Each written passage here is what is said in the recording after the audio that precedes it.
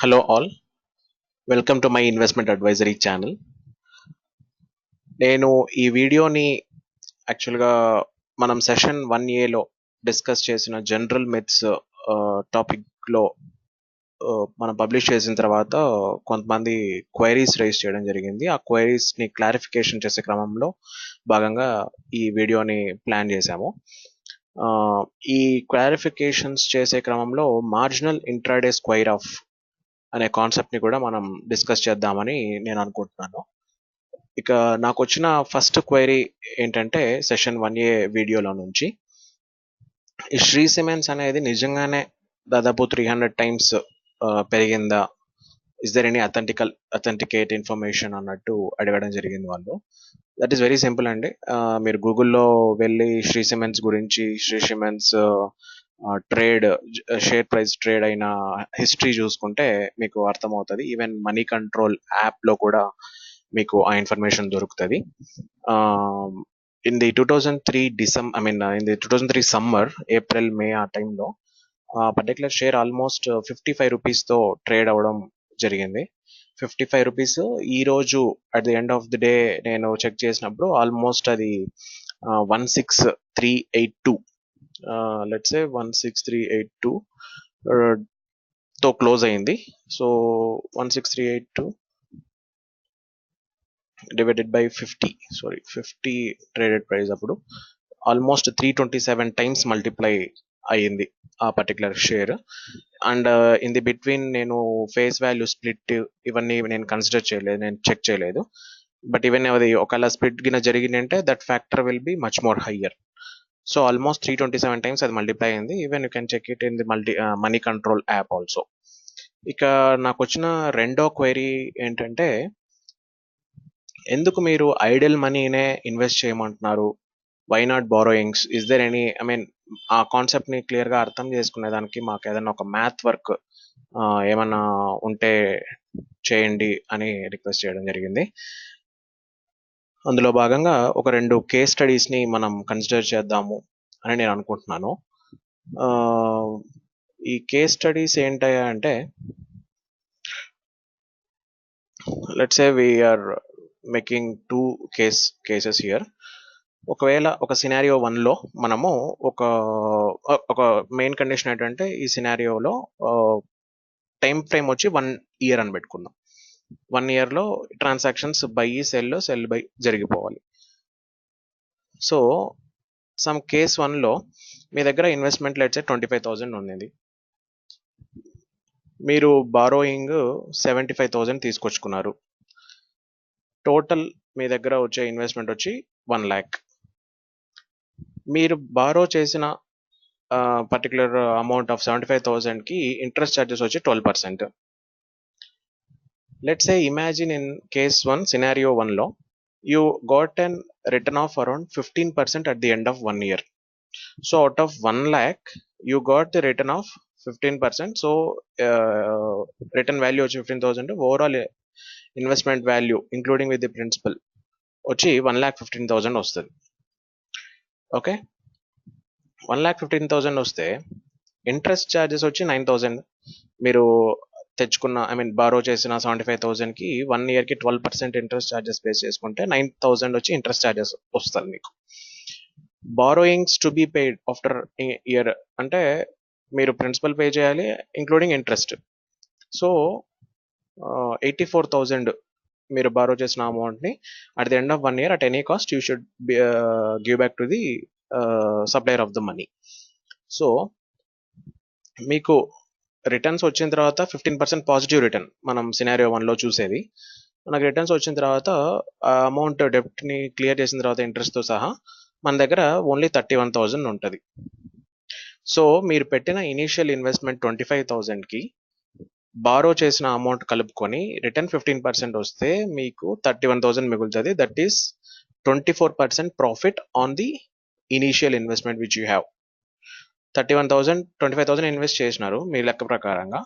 Borrowing interest దాని పని అది తీసేస్తే 31,000 మీకు వస్తుంది. సో ఓవరాల్ 24% మీకు రిటర్న్స్ వస్తాయి సినారియో 1లో. సపోజ్ ఇదే కేస్ 2లో మీరు ఓన్ ఇన్వెస్ట్మెంట్ మాత్రమే ఇన్వెస్ట్ చేసినారు 25,000. బారోయింగ్స్ మీరు ఎక్కడ ఏం తీసుకోలేదు. సో 25,000 ఇన్వెస్ట్ చేసినారు, సేమ్ 15% రిటర్న్ వచ్చింది. సో 15% అవుట్ ఆఫ్ 25,000 అంటే 3750.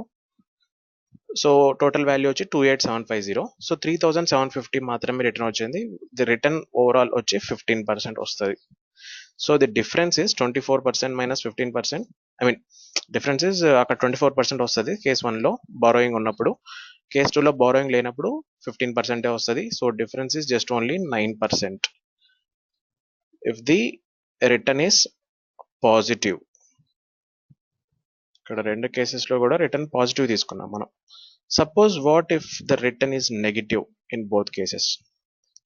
సపోజ్ మీరు 25,000 సేమ్ అమౌంట్ ఒరిజినల్ ఇన్వెస్ట్మెంట్ మీ దగ్గర 25,000 ఉంది, బారోయింగ్ 75,000 తీసుకున్నారు, 12% ఇంట్రెస్ట్ రేట్తో. రిటర్న్ -15% వచ్చింది at the end of 1 year. You have to exit. మనం ముందే అనుకున్నాం కదా టైం ఫ్రేమ్ 1 year అని, అందుకంటే మీరు బయట నుంచి బారోయింగ్ తీసుకొచ్చింది ఓన్లీ ఫర్ 1 year అనుకుంటే. Return value -15,000 because you lost the amount of 15,000 in the investment transaction. So you have left with only 85,000 rupees amount. Interest as it is 9,000 pay చేయాలి irrespective of whatever your return is, because you promised that you will give a return of 12% for the supplier of the money. So you have to pay back 84,000 at any cost. So మీకు 85,000 at the end of 1 year మిగిలినప్పుడు 84,000 అతనికి supplier of the మనీకి ఇచ్చేస్తే మీకు మిగిలింది only 1,000 rupees. So out of initial investment of 25,000 you will get only 1,000 rupees at the end of the year, including I mean అవి payments అన్ని ఇచ్చేసిన తర్వాత. So there is a return of -96% in this case. Me initial investment 96% last. Okay, ఇదే same scenario 15% -15% return వచ్చినప్పుడు scenario case 2లో చూద్దాం. మీ దగ్గర own investment 25,000 ఉంది, బారోయింగ్స్ ఏం తీసుకోలేదు, ఇంట్రెస్ట్ చార్జెస్ ఏముండవు, రిటర్న్స్ ఇంట్రెస్టెస్ ఏముండవు. సో మీ లాస్ వచ్చి -15% ఉంది కాబట్టి -3,750 వచ్చి మీ లాస్. ఓకే, -3,750 అయినప్పుడు ఇంకా డెప్ట్స్ ఏం లేవు, దాని ప్రిన్సిపల్స్ ఏం లేవు. సో ఓవరాల్గా -15% మీకు లాస్ అవుతుంది అంతే, సిఎన్సి అంటే మీరు మీ దగ్గర ఉన్న ఓన్ ఇన్వెస్ట్మెంట్ వస్తే. సో హియర్ -15% ఓన్లీ మీరు బారోయింగ్స్ లేకుంటే. ప్లస్ ఇంకొక ఇక్కడ డిఫరెన్స్ ఏంటంటే ఫస్ట్ కేస్ 1లో సినారియో 1కి 9% ప్రాఫిట్ వస్తే ఒకవేళ 15% పాజిటివ్ రిటర్న్ ఉన్నప్పుడు, ఇక్కడ డిఫరెన్స్ వచ్చి 15%కి 81%కి -81% ఉంటుంది. ఓకే, ఇక్కడ నెగిటివ్ రిటర్న్ వచ్చినప్పుడు. Here one more thing is, in this case మీరు కంపల్సరీ 1 year కల్లా ఆ సప్లయర్ ఆఫ్ ది మనీకి పే బ్యాక్ చేసేయాలి any cost. Whereas in case 2 of course అప్పుడు పర్టికులర్ పరిస్థితులలో at the end of 1 year markets కొంచెం perform చేయక, సిస్టమాటిక్ రిస్క్ కొంచెం ఎక్కువ ఉండి, ఎకానమీ సరిగా పర్ఫామ్ చేయకపోవడం వల్ల డౌన్ ట్రెండ్లో కేసు స్టాక్ ఉంటే మీరు ఇంకొక 6 months వెయిట్ చేయగలుగుతారు, because there is no pressure of exiting from the scenario. So even this 15% also may be turned into the positive return after 6 months, because you can have a time to wait. So even this negative also can be possible, may be possible to become positive also. Even అది ఒకవేళ down ట్రెండ్కి వెళ్ళినా మరీ -96%కి అయితే వెళ్ళదు ఆ particular thing. So you can understand the return scenario when with respect to the borrowing and without borrowings here. So ఇది ఒక case -15% +15%. ఒకవేళ సినారియో 3 తీసుకుందాం, సేమ్ 25,000 75,000 రిటర్న్ -20% వచ్చింది అనుకుందాం. ఇక్కడ at the end of 1 year మీరైతే పే బ్యాక్ చేసేయాలి 84,000 return. At the end of 1 year మీ దగ్గర -1 lakhలో -20% రిటర్న్ వస్తే మీ దగ్గర ఓన్లీ 80,000 ఉంటుంది. But you have to pay the డెప్ట్ of debt clearance of 84,000 for the supplier of the money, including interest charge of 9,000. So ఈ అప్పు clear చేసేదానికి you have to find another resource of 4,000 for this thing to clear the original debt. So it's a very dangerous thing. Suppose ఇదే scenario 3 -20% మీకు సిఎన్సీలోనే వచ్చింది అనుకో, you lost only 20% of the 25,000, means 5,000 as a negative return and you will have 20,000 as a capital. So 80% of the initial amount you can preserve, whereas in this case including initial investment అనేది complete గా wipe out అయిపోయి ఇంకా original అప్పులు తీర్చుకోవడానికి ఇంకొక అప్పు చేయాల్సిన పరిస్థితి. సినారియో 2లో original investment almost 96% wipe out అయిపోయింది, ఇక్కడ only 15%. So you understand the risk content in the borrowing percentage పెరిగే కొద్దీ మీ పైన ప్రెషర్ విపరీతంగా పెరుగుతూ ఉంటుంది. నెగిటివ్ పర్సంటేజ్ కొంచెం -15% +15% హారిజన్ ప్రకారంగా సేమే, ప్లస్ మైనస్లలో. బట్ యాజ్ ప్రిన్సిపల్ కన్సిడర్ చేసి ఇది తక్కువ ఉన్నప్పుడు నీ ఒరిజినల్ ఇన్వెస్ట్మెంట్ పైన పడే ప్రెషర్ ఎంత ఉందో చూసుకోండి, అప్పుడు మీకు అర్థమవుతుంది బారోయింగ్ ఎంత డేంజరస్ అన్నది. సేమ్ ఇదే thing futures, bracket order, cover order, intraday, marginal intraday square offs అంటారు అనమాట. ఇక్కడ నేను చెప్పిన సెకండ్ సినారియోలో లాస్ట్లో 1,000 రూపీస్ మాత్రమే మిగిలింది. ఒకవేళ ఈ 1,000 రూపీస్ కూడా వెళ్ళిపోయింది అనుకోండి, ఆటోమేటిక్గా స్క్వేర్ ఆఫ్ చేసేస్తారు వాళ్ళు brokers. That is called the square off. In the square off అంటే ఆటోమేటిక్గా ఎగ్జిక్యూట్ చేసేసి you won't get any money, you lost with zero, completely 100% loss అయిపోయిన వెంటనే మీరు మళ్ళీ అప్పు తీసుకొని రావాల్సిన అవసరం లేదు. ముందు బ్లాక్ చేసిన అమౌంట్నే వాళ్ళు స్క్వేర్ ఆఫ్ చేసి మొత్తం అమౌంట్ తీసేసుకుంటారు as you loss the amount. So this is called square off, marginal intraday square off అంటారు. సేమ్ ప్రిన్సిపల్ పైనే cover orders, bracket orders, marginal intraday square off tradings, futures and options కూడా జరుగుతూ ఉంటాయి. Futures and options అంటే అది మీకు same ఇదే scenario, some percentage of the amount మాత్రమే. ఇక్కడైనా మనం 25% పెట్టాం, వాళ్ళు రఫ్లీ 15% తీసుకుంటారు. సపోజ్ హియర్ లెట్సే మీరు అక్కడ నిజంగానే ఈ స్క్వేర్ ఆఫ్ ఈ బ్రాకెట్ ఆర్డర్స్ కింద పెట్టుకుంటే, మీరు చూసుకుంటే ఇక్కడ 15,000 పెట్టుకుందాం లెట్సే.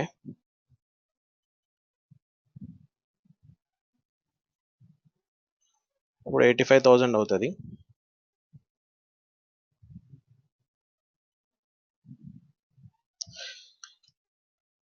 ఇక్కడ 15,000, sorry, oh shit,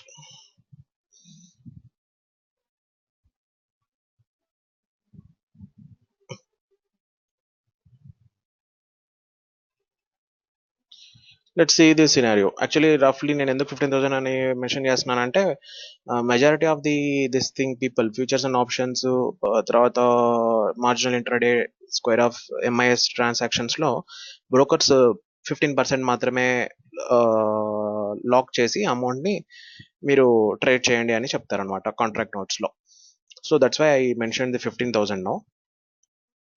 C here 15% వచ్చినప్పుడు మీకు 32% రిటర్న్ వచ్చింది. అంటే అక్కడ రఫ్లీ 7% యూ కెన్ సే. హియర్ 15%, ఇక్కడ 32% రిటర్న్ ఆఫ్ ది ఒరిజినల్. కాబట్టి ఇక్కడ 32% అంటే ఆల్మోస్ట్ 17% ఎక్స్ట్రా వచ్చింది.